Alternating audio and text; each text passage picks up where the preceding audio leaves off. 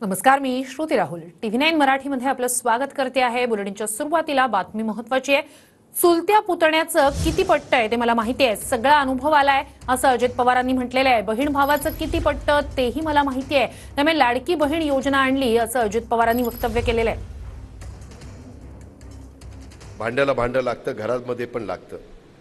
जावाजावांचं पण किती पटतं ते मला माहिती आहे, आणि अलीकडे भावाभावांचं पण किती पटतं ते मला माहिती आहे, आणि अलीकडे चुलत्या पुतण्यांचं पण किती पटतं ते मला माहिती आहे. लय सगळा अनुभव आलाय आता.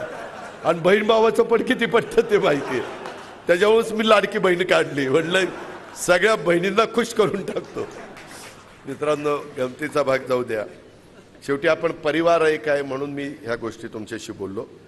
पण आपल्या जे काही मतभेद आहेत, गटतट आहेत, हे सर्वांनी येणाऱ्या विधानसभेच्या निवडणुकीपर्यंत विसरायचे.